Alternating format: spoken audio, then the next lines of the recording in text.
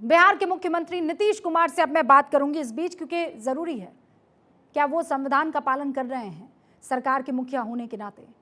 नीतीश बाबू, आप तो सुशासन का सबसे बड़ा चेहरा होने का दावा करते हैं। आपके पास बीते लगभग 18 साल से बिहार का गृह मंत्रालय है, जिसके दम पर आप जंगल राज खत्म करने का खूब दावा करते रहे हैं। लेकिन बिहार के कटिहार से जो तस्वीरें सामने आई हैं, उसको आपने देखा कि नहीं देखा? मुझे जवाब दीजिए। या फिर इस घटना के बाद भी आप कह देंगे कि हमको नहीं पता, दिखवा लेते हैं? बतौर मुख्यमंत्री नीतीश बाबू, ये आपके जिम्मे है कि पुलिस क्या कर रही है आप पता लगाएं। लेकिन लगता है सियासत के अलावा आपको कुछ दिखाई नहीं दे रहा है, क्योंकि अगर आपको दिखता तो घटना के 24 घंटे बीत जाने के बाद भी आप चुप नहीं रहते। ये तस्वीर देखिए सुशासन बाबू, यह आपके ही राज्य की तस्वीर है। वर्दी में जो शख्स गोली चला रहा है वो पुलिस वाला है, सबूत सामने है, लेकिन आपके अधिकारी अब भी सबूत को नकार रहे हैं। ये अनुमंडलीय विद्युत संचारण केंद्र है जी। यहाँ पर असामाजिक तत्वों के लिए विद्युत सप्लाई के बिंदु पर अचानक हमला किया गया, जिसमें भारी पथराव किया गया। इस पथराव में 3 लोग ज़्यादा घायल हुए, उसमें 2 लोग इलाज के लिए गए हैं, एक व्यक्ति को मृत्यु हुई है। सर, कितने राउंड गोली चली है? सर, गोली नहीं चली है, भीड़ के द्वारा पथराव की गई है। सर वो कुछ वायरल वीडियो है, उसमें जो 15 राउंड का गोली का आवाज़ सुनाई दे रहा है, क्या है इसको कहना चाहिए? हो सकता है कि पूर्व कहीं का वीडियो हो, आजकल तो वीडियो प्रोतुर मोड़ को भी पेश करते हैं। तो एसडीएम साहब को सुन लिया आपने। नीतीश बाबू, अब बताइए आप, गोली चली कि नहीं चली? अगर नहीं चली तो फिर 2 लोगों की मौत गोली लगने से कैसे हो गई? ऐसा तो नहीं है कि दोनों ने सरकार को बदनाम करने के लिए खुद को ही गोली मार दी हो? मतलब ऐसा अपने बचाव में बिहार के अधिकारी कह सकते हैं, क्योंकि पुलिस तो अपने कंट्रोल से बाहर हो चुकी है और आपको पुलिस को बचाना भी है, तो बचाव में कुछ तो आपको कहना पड़ेगा। हालांकि आपके इसी अधिकारी ने आपका काम आसान कर दिया। जो एसडीएम साहब एक दिन पहले यह कह रहे थे कि गोली चली नहीं है, वो पलट गए। वक्त मिलते ही उन्हें एक और बहाना मिल गया। भारत 24 से बात करते हुए आपके अधिकारी ने नीतीश बाबू महज 24 घंटे में कुछ और बोलने की कैसे पलटी मारकर कोशिश की है, सुनिए। देखिए, आपके लिए ही हम आए हैं और आपका बयान आपको कटघरे में खड़ा कर रहा है। आपका बयान आपको कटघरे में खड़ा कर रहा है। नहीं, आपने कह दिया गोली नहीं चली। गोली क्या नहीं चली थी? क्या जी? आपने कहा भीड़ की गोली थी ना, पुलिस की गोली की बात की जा रही थी ना। पुलिस ने गोली नहीं चलाई थी। भीड़ में से गोली चली, भीड़ की गोली से भीड़ घायल हो गई। भीड़ के लोग भीड़ में किसने गोली चलाया? भीड़ के लोग ही। एक मिनट बात चलिए, आप ही के लिए आए हैं सर। वाह, मतलब 24 घंटे के भीतर आपके अधिकारी ने आपको बचाव का मौका दे दिया। मैं आपको दोनों बयान एक साथ भी सुना देती हूं ताकि कंफ्यूजन का कोई रास्ता ही ना बचे। सर, कितने राउंड गोली चली है? सर, गोली नहीं चली है, भीड़ के द्वारा पथराव की गई है। सर वो कुछ वायरल वीडियो है, उसमें जो 15 राउंड का गोली का आवाज़ सुनाई दे रहा है, क्या है इसको कहना चाहिए? हो सकता है कि पूर्व कहीं का वीडियो हो, आजकल तो वीडियो प्रोतुर मोड़ को भी पेश करते हैं। नहीं, आपने कह दिया गोली नहीं चली। गोली क्या नहीं चली थी? क्या जी? आपने कहा भीड़ की गोली थी ना, पुलिस की गोली की बात की जा रही थी ना। पुलिस ने गोली नहीं चलाई थी। भीड़ में से गोली चली, भीड़ की गोली से भीड़ घायल हो गई। भीड़ के लोग गोली पुलिस ने नहीं चलाई, हंगामा कर रहे युवकों ने ही चलाई। और किस्मत देखिए, बेचारे उन्हीं युवकों को गोली भी लग गई। 2 लोगों की जान चली गई, एक युवक घायल हो गया। और ये सब के सब उसी भीड़ का हिस्सा थे जिन्होंने आपके अधिकारी के मुताबिक पुलिस पर गोली चलाई। एसडीएम साहब के बयान से थोड़ा कंफ्यूज हो गई हूं। मैं सोच रही हूं कि आखिर भीड़ की गोली से उसी भीड़ में शामिल 2 लोगों की मौत कैसे हो जाती है? ऐसा तो नहीं हुआ होगा कि गोली पुलिस पर चलाई गई और साउथ की फिल्मों की तरह गोली घूमकर उसे ही लग गई जिन्होंने गोली चलाई? ऐसा हो सकता है? मैं ऐसा नहीं कह रही हूं। आपके अधिकारी के बयान के हिसाब से मैं थोड़ा गणित लगा रही हूं। आपको कटिहार का पूरा घटनाक्रम आज जान लेना चाहिए नीतीश बाबू, क्योंकि आप मुख्यमंत्री हैं। हो सकता है आप बहुत बिजी हो सकता है आपको पूरे घटनाक्रम की सही जानकारी ना दी गई हो। 26 जुलाई 2023 सुबह 11 बजे कटिहार के बारसोई अनुमंडल कार्यालय में धरना शुरू होता है। 29 पंचायतों के प्रतिनिधि और ग्रामीण बिजली कटौती के खिलाफ बुलाए गए इस धरने में शामिल होते हैं। धरने के लिए बाकायदा परमिशन ली जाती है।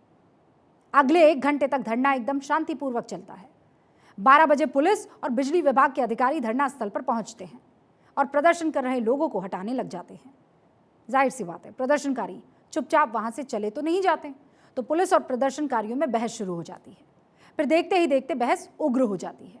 प्रदर्शन कर रहे लोगों ने पास के बिजली ऑफिस पर हमला कर दिया, खूब तोड़फोड़ की। इसके बाद पुलिस ने लाठीचार्ज की। इस लाठीचार्ज से लोग और ज्यादा उग्र हो गए और पुलिस पर पथराव करने लग गए। भीड़ के पथराव से पुलिस इतनी नाराज हुई कि पुलिस ने सीधे भीड़ को निशाना बनाकर फायरिंग कर दी।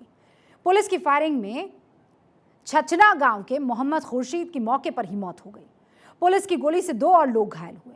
इलाज के दौरान एक घायल युवक सोनू शाह की मौत भी हो गई, जबकि दूसरे घायल शख्स नियाज आलम की अभी भी खबर मिल रही है कि जिंदगी और मौत से जद्दोजहद चल रही है और हम अल्लाह से प्रार्थना करते हैं कि वो दुरुस्त हो जाए।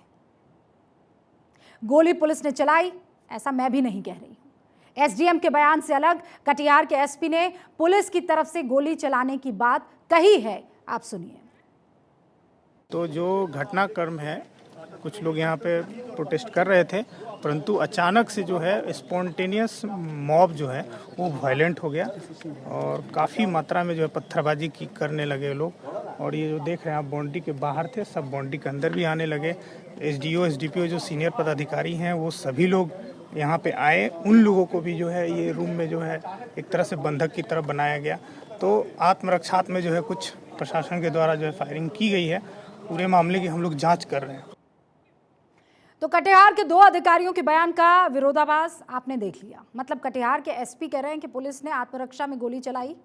एसडीएम ने पहले कहा गोली नहीं चली, फिर कहा गोली भीड़ की तरफ से चली और इस बीच 2 लोगों की मौत हो गई। बिहार सरकार के एक मंत्री की संवेदनहीनता उसमें दिखाई दी, जिस पर बिजली को लेकर यह हंगामा हुआ।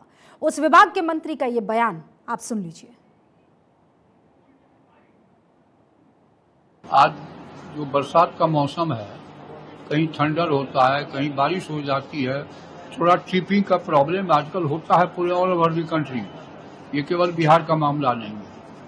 इसके मामले में कुछ लड़के लोग आए, प्रदर्शन कर रहे थे, लेकिन फिर उन्होंने पत्थर फेंकना शुरू किया, लाठी चलाना शुरू किया, ऑफिस का गेट तोड़ दिया। इसके बाद पुलिस ने जाके कार्रवाई की। अब बदमाशी जब करेगा कोई तो पुलिस क्या करेगी? लाठीचार्ज और गोली तो चलती है। बिहार सरकार में मंत्री हैं, बहुत अनुभवी नेता नजर आ रहे हैं। ऐसा नहीं है कि कोई नए नवेले हैं, लेकिन फिर भी ऐसा बयान कि लाठी गोली तो चलती है। इनकी बातों से तो ऐसा लग रहा है कि 1-2 लोगों की मौत हो गई, वो भी कोई बहुत बड़ी बात नहीं है। ऐसी संवेदनहीनता जब मंत्री दिखा रहे हैं तो फिर किसी और से मैं क्या उम्मीद कर सकती हूँ। इसीलिए मैं आज सीधे मुख्यमंत्री नीतीश कुमार से जवाब मांग रही हूँ। नीतीश बाबू, आपकी पुलिस लगता है उन कानूनों को ही भूल गई जिसको सीख कर वो पुलिस की वर्दी पहनती है। सीआरपीसी में भीड़ को नियंत्रित करने के लिए कई सारे नियम तय किए गए हैं, जिसके मुताबिक जब प्रदर्शन के दौरान भीड़ अनियंत्रित हो जाए तो उसे कंट्रोल करने के लिए स्टेप बाय स्टेप आपको डायरेक्शंस लेने होंगे या एक्शन लेना होगा। पहले भीड़ के साथ बातचीत कीजिए, दूसरी बातचीत से बात ना बने तो पुलिस भीड़ को तितर बितर करने के लिए लाठीचार्ज करे। लाठीचार्ज से जब बात ना बने तो पुलिस हवाई फायरिंग करे, भीड़ को डराए। उसके बाद पुलिस भीड़ को डराने के लिए जमीन पर गोली चला सकती है। इसके बाद भी हालात संभले ना, तब भीड़ में शामिल लोगों के पैरों को निशाना बनाकर घुटने के नीचे गोली चलाई जा सकती है। लेकिन कटिहार गोलीकांड में बिहार पुलिस ने ऐसे किसी भी नियम को क्या माना? पुलिस ने लाठीचार्ज के बाद सीधे पॉइंट ब्लैंक रेंज से भीड़ पर गोली चलाई। मारे गए युवक मोहम्मद खुर्शीद की तो सिर पर गोली लगी है। यह तस्वीर कल से सोशल मीडिया पर शेयर की जा रही है। मैंने खुद उस तस्वीर को देखा है, जिसे ब्लर करके टीवी स्क्रीन पर आपको दिखा रही हूं। सुशासन बाबू, आज आपको जवाब देना होगा कि आखिर आपकी पुलिस इतनी बर्बरता कैसे दिखा सकती है? ना नियमों को मानना, ना इंसानियत को, बस जहां मौका मिला कहीं गोली चला दो, कहीं लाठी चला दो। क्या पुलिस इतनी बेलगाम हो गई है कि उसे इंसान की जिंदगी की कोई परवाह नहीं है? मोहम्मद खुर्शीद की जान की कीमत बिहार पुलिस को क्या नहीं पता होगी? और नहीं पता है तो उसकी मां से जाकर पूछिए आज वो किस दर्द से गुजर रही है।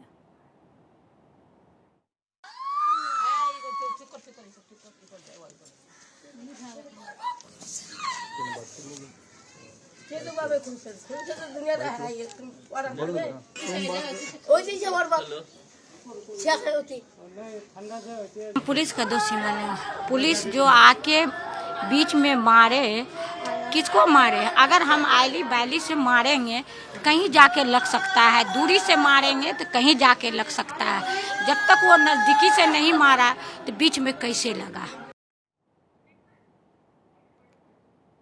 अब ये तो पुलिस जांच में ही पता चलेगा, लेकिन जो रिश्तेदार कह रहे हैं कि यहां सीधे सर में गोली कैसे कोई मार सकता है। हालांकि मैं अपने आप को दुरुस्त करती हूँ, पॉइंट ब्लैंक से मानेंगे तो ये पूरा का पूरा आपका सर जो है वो चिथड़े चिथड़े हो जाएगा, लेकिन सर के सेंटर में गोली लगी है, कैसे हो सकता है? एक असहाय माँ के दर्द को समझने के लिए आपको कुछ और नहीं करना है, सिर्फ इंसान होना है। बिहार के तारणहारों को इस दर्द से कितनी तकलीफ हो रही है वो ऊर्जा मंत्री के बयान से आप समझ लीजिए। मोहम्मद खुर्शीद और सोनू शाह, उनकी मौत जो है वो बिजली की मांग को लेकर हुई थी। क्या मांग रहे थे? बेसिक चीज मांग रहे थे, बिजली। आज कटिहार के बारसोई में हर घर में रोशनी है, घटना के बाद से बिजली गई ही नहीं है, लेकिन एक गांव का चिराग चला गया। सोनू शाह का परिवार बिजली विभाग पर सवाल खड़े कर रहा है। वो पूछ रहा है कि आखिर कभी नहीं आने वाली बिजली 2 मौत के बाद बेरोक टोक कैसे आ जाती है? कैसे? क्या प्रशासन खून खराबे का इंतजार कर रहा था? उसे खून की आहुति चाहिए थी। हमारे साथ सोनू के भाई मोनू हैं जो बिजली विभाग में ही काम करते हैं। इन्हीं को बचाने के लिए सोनू इनको लाने गए थे, लेकिन वहां पर पुलिस ने सीधे सर में गोली मारी और बाद में इलाज के दौरान उनकी मौत हो गई। मोनू, क्या हुआ था, पूरी बात बताइए, क्योंकि आप उस समय वहां मौजूद थे। क्या पूछ रहे मेरा जी, हम ऑफिस में सरकारी थे, काम कर रहे थे। उस समय अचानक जन आक्रोश आया, भीड़ आया और वो पहले मेन गेट तोड़ा, फिर उसके ऑफिस का गेट तोड़ने का कोशिश किया। तो हम लोग जाके ऊपर थे, पत्थरबाजी होने लगा। तो उसके बाद कुछ देर बाद प्रोटेक्शन फोर्स आया। फोर्स के आने के बाद जो है हवाई फायरिंग का आदेश दिया गया, तो हवाई फायरिंग किया गया। और कुछ फोर्स जो है, कुछ पुलिस वाला जो है नीचे था, वो भी फायरिंग कर रहा था। इसी दौरान जो है मेरा भाई जो हमको लेने गया हुआ था, उसको हम ही बुलाए थे कि ठीक है तुम आ जाओ, कहीं रास्ता मिलेगा तो आ जाएंगे हम। जबकि एक गोली जो है जाके उसके सीधे सिर पे लगी है। एक गोली जाकर सीधे उसके सिर पे लगी। नीतीश बाबू, जो पत्थरबाजी करते हैं उनके खिलाफ मैं अक्सर बोलती हूँ। जो लॉ एंड ऑर्डर को बिगाड़ने की कोशिश करते हैं प्रोटेस्ट के नाम पर, मैं उनके खिलाफ बोलती हूँ। लेकिन ये जो प्रोटेस्टर्स इस वक्त आपको नज़र आ रहे हैं, वो आपसे क्या मांग कर रहे थे?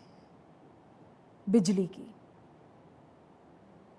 आप उनको समझा सकते थे, आप उनके घर बिजली पहुंचा सकते थे, जैसे आपने ये जो मौत हुई, और मौत नहीं इसे हत्या कहेंगे, इसके बाद जो आपने बदस्तूर जारी रखी ना ये बिजली सप्लाई, वो आप जारी रखते तो शायद ये ना होता। चुप्पी तोड़िए नीतीश बाबू। 2 मौत के बाद भी अगर आपने अपने पुलिस पर लगाम नहीं लगाई तो हर प्रदर्शन को कुचलने के लिए प्रशासन इसी बेलगाम ताकत का इस्तेमाल करेगा। और फिर जिस लोकतंत्र की लड़ाई लड़ने की बात आप कह रहे हैं, वो तो खुर्शीद और सोनू शाह के साथ ही दम तोड़ने लगेगी। और ये सवाल मेरे साथ साथ आज आपके सहयोगी भी आपसे पूछ रहे हैं, आप सुनिए वो क्या कह रहे हैं। लेकिन मामला बहुत ही गंभीर है, बिहार का बहुत दुर्भाग्यपूर्ण है। निहत्थे किसानों पर लाठीचार्ज छोड़िए, गोली मार दी गई। अब इससे विभत्स कुछ नहीं हो सकता। जितनी घोर निंदा करना है किया जा सकता है। सुधाकर सिंह साहब आपके साथ हैं, किसी और के साथ नहीं है, आरजेडी के विधायक हैं और मैं उनके समर्थन में खड़ी रहूंगी। आप लाठीचार्ज कर लेते फिर भी चलता, आज हर वो सवाल मुझे जायज लग रहा है जो 2 मासूम लोगों की हत्या के खिलाफ उठ रहे हैं। कटिहार जिला के बारसोई में जिस तरह बिजली की समस्या के लिए लोग आंदोलन कर रहे थे और वहां बिहार सरकार के नीतीश कुमार जी की पुलिस गोली चलाकर वहां के आम लोगों को मारने का काम किया, ये अत्यंत ही दुर्भाग्यपूर्ण है। और मैं मांग करता हूं कि बिहार सरकार तुरंत इस पर एक हाई लेवल जांच करे, न्यायिक जांच की प्रक्रिया शुरू करे। यह स्पष्ट है कि नीतीश कुमार जी अब पहले तो नौकरी मांगने पे गोली मार रहे थे, गोली चला रहे थे, अब बिजली मांगने पर भी गोली मारने का काम कर रहे हैं। ये सवालों से बिहार के मुख्यमंत्री नहीं बच पाएंगे। वर्दी का क्या ऐसा जोर कि पटना में प्रदर्शन हो तो लाठियों से धुनाई कर दो, एक नेता की मौत हो जाए, हालांकि अभी मौत की वजह जांच का विषय है। कटिहार में प्रदर्शन हो तो गोली चला दो, 2 लोगों की जान चली जाए। 13 जुलाई को 2023 को पटना में लाठीचार्ज में हुई बीजेपी नेता के शव पर सरकार के समर्थक खून ढूंढ रहे थे ना, याद कीजिए, ट्रोल कर रहे थे ना। आज भी आपको खून ढूंढना है? बताइए, दिखाऊं आपको खून का सैलाब? कटिहार में रक्त रंजित शवों को देखकर भी आप सबूत मांगेंगे क्या? बताइए, देती हूं मैं सबूत, क्योंकि मौत से तो आपकी संवेदना जागती ही नहीं है। शायद खून देखकर जाग जाए। जिस खून को आप ढूंढने की कोशिश कर रहे थे वो खून देखेंगे, शायद देखकर जाग जाए। बिहार में जो हुआ वो पुलिस पर सवाल उठाने वाला है।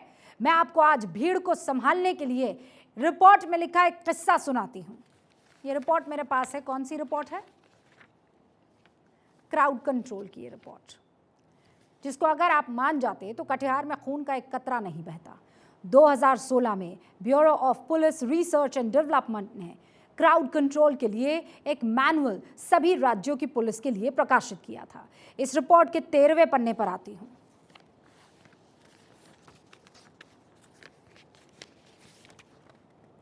इस रिपोर्ट के 13वें पन्ने पर एक किस्से का जिक्र है, जिसमें क्या लिखा गया है। उत्तर प्रदेश में एक जिले में बिजली कटौती को लेकर भीड़ उग्र हो गई। बिजली कटौती की वजह से केबल में आई खराबी पता लगी। भीड़ एक पावर सब स्टेशन के पास इकट्ठा हो गई और पास के नेशनल हाईवे को जाम कर दिया। पुलिस को जैसे ही भीड़ के उग्र होने की जानकारी मिली, स्थानीय एसपी और बिजली अधिकारी मौके पर पहुंच गए। एसपी ने भीड़ से जाम हटाने का आग्रह किया, लेकिन भीड़ नहीं मानी, जिसके बाद एसपी ने भीड़ से कहा कि वो भी पूरी रात वहीं खड़े रहेंगे और जब तक केबल की खराबी ठीक नहीं हो जाती वो घर नहीं जाएंगे। भीड़ में शामिल लोगों को लगा कि ये तो गलत हो गया। उसमें से कुछ लोग एसपी से कहने लगे कि आप घर जाइए, ये बिजली विभाग का काम है, पुलिस का नहीं है। लेकिन एसपी वहीं खड़े रहे और बाद में भीड़ ने फौरन जाम हटा दिया और भीड़ छटने लगी। जो लोग वहां बचे वो एसपी के साथ फुटबॉल मैच पर चर्चा करने लगे। इसे कहते हैं पुलिस का सिस्टम। और कटिहार में क्या हुआ? भीड़ इकट्ठा हुई, बकायदा परमिशन लेकर उसने प्रदर्शन किया, लेकिन वहां से बड़े पुलिस अधिकारी गायब थे। इतनी बड़ी भीड़ को 10 पुलिस वालों के भरोसे छोड़ दिया और जब भीड़ उग्र हुई तो अधिकारियों को बुलाने की जगह लाठीचार्ज और गोलीबारी का सहारा ले लिया। यह है बिहार का सिस्टम। इस सिस्टम ने आज 2 माओं से अपने बच्चों को छीन लिया। वो दर्द से कराह रही है, सिस्टम बचाव में जुटा है। अजीब अजीब तर्क पर उसे जा रहे हैं, लेकिन कोई उन परिजनों को जवाब नहीं दे रहा है जिन्होंने सबसे बड़ा नुकसान इस वक्त झेला है। नीतीश बाबू, मैं आपसे विनती करती हूं, विनम्र निवेदन करती हूं, अपनी चुप्पी तोड़िए, कुछ बोलिए।